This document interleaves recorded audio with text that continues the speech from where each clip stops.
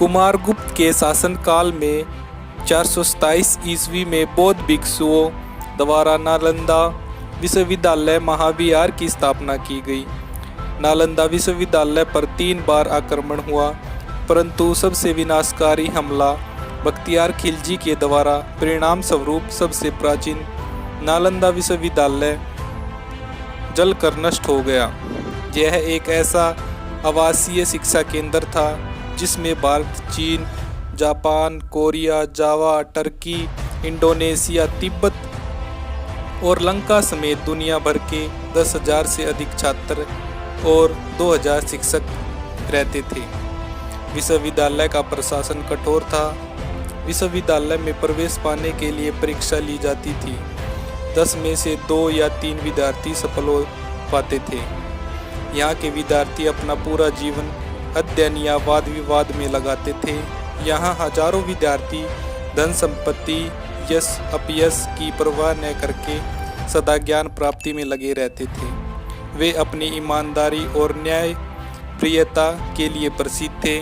यहाँ भिक्षु तथा विद्यार्थियों को कड़े नियमों का पालन करना पड़ता था। नियमों का उल्लंघन करने वाले को दंडित भी किया जाता था। नालंदा विश्वविद्यालय में शिक्षा पाली भाषा में दी जाती थी। यह विश्वविद्यालय मूल रूप से महायान की शिक्षा का केंद्र था। इस विश्वविद्यालय में गणित, खगोल विज्ञान, भौतिक और औषधि विज्ञान का अध्ययन भी शामिल था। गुप्त राजाओं ने कई पीढ़ियों तक इसके व्यय के लिए अनेक गांवों की आय दान में दी थी।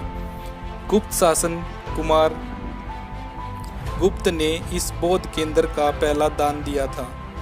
अब तक उत्खनन में मिले अवशेषों से यहाँ पर व्याख्यान हेतु 7 बड़े कक्ष एवं 300 छोटे कक्ष बनाए गए थे। विद्यार्थियों के रहने के लिए छात्रावासों की सुविधा थी। चीनी यात्री हेन सांग 630 ईस्वी में भारत आए और 15 वर्ष भारत में रहे। उसने 5 वर्ष नालंदा विश्वविद्यालय में अध्ययन किया और वहीं पर रहे। भिक्षु हेन सांग ने नालंदा का सजीव वर्णन किया है। उनके अनुसार विश्वविद्यालय के इर्द गिर्द बड़ा प्राचीन था। छात्रावास बिहार से पृथक था। उसमें हमेशा 10,000 भिक्षु निवास करते थे। विद्यापीठ में 1500 अध्यापक थे। वह 30 विषयों के शिक्षक माने जाते थे।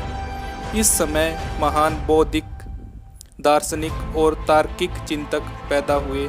इसी काल में सुंदर बुद्ध प्रतिमाएं का निर्माण हुआ। लगभग 700 वर्षों तक नालंदा उत्कृष्ट बौद्धिकता का विश्वविख्यात पीठ था। जिस समय नालंदा विश्वविद्यालय को जला दिया गया था, उस समय ऑक्सफोर्ड और कैम्ब्रिज यूनिवर्सिटी का जन्म हो रहा था। पूरी दुनिया में उस समय नालंदा ही ज्ञान का एक बड़ा केंद्र था। अगर तुर्की आक्रमणकारी बख्तियार खिलजी द्वारा नालंदा को ध्वस्त न किया जाता तो आज विश्व में यह सबसे प्राचीन विश्वविद्यालय होता।